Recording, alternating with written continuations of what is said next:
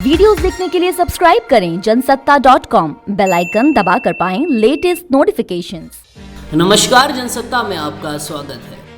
आज़ादी के बाद देश में राजाओं का राजपाट लगभग समाप्त हो गया था। जो रियासतें बची थीं वो राज्यों में तब्दील हो गई थी और राजाओं की शाही शानो शौकत राजनीति के रास्ते फिर बहाल हो गई थी।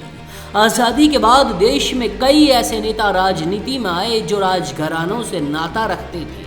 मध्य प्रदेश भी कई रियासतों को मिलाकर बना था।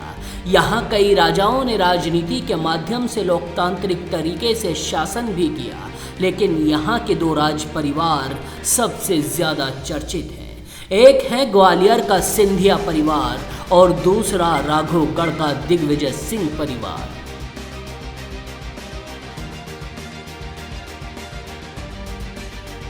मध्य प्रदेश की राजनीति में दो महत्वपूर्ण घटनाएं हुई। एक घटना 28 साल पुरानी है तो दूसरी 205 साल पुरानी। दोनों ही कहानियों के केंद्र में राज्य के चर्चित और शक्तिशाली परिवार हैं। हम बात कर रहे हैं ग्वालियर के सिंधिया और राघवगढ़ के दिग्विजय सिंह परिवार की। पिछले साल यानी 2020 में ज्योतिरादित्य सिंधिया ने कांग्रेस का दामन छोड़ दिया था और भारतीय जनता पार्टी में शामिल हो गए थे।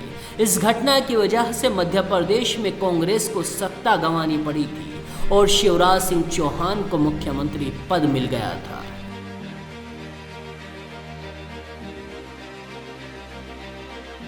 लेकिन इस कहानी की शुरुआत का कारण राजनीति नहीं थी, बल्कि ये दो राज परिवारों की आपसी टसल का नतीजा थी, जिसके बीज आज़ादी के 130 साल पहले पड़ गए थे।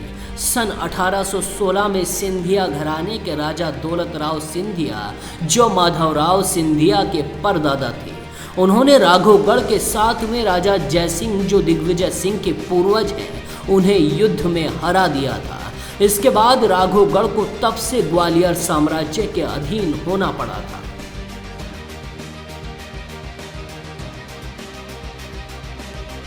फिर आया साल 1993 और उस समय मध्य प्रदेश के मुख्यमंत्री पद के लिए दिग्विजय सिंह और माधवराव सिंधिया का नाम शीर्ष पर था, लेकिन बाजी मारी दिग्विजय सिंह ने। इससे पहले 1985-90 में राजीव गांधी के चाहने के बाद भी माधवराव राज्य के मुख्यमंत्री नहीं बन सके थे। उस समय अर्जुन सिंह और मोतीलाल वोरा को कुर्सी मिली थी।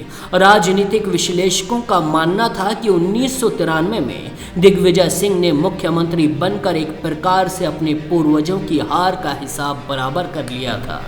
2018 में ज्योतिरादित्य सिंधिया और मध्य प्रदेश के मुख्यमंत्री पद के बीच की दूरी की प्रमुख वजह दिग्विजय सिंह ही माने गए थे। ज्योतिरादित्य सिंधिया की मदद खुद राहुल गांधी भी नहीं कर सके थे। इसका बदला सिंधिया ने 2020 मध्य प्रदेश की कांग्रेस सरकार को गिरा कर लिया था, जिसमें दिग्विजय के बेटे भी मंत्री थे। और खबरों के लिए देखते रहिए जनसत्ता.com।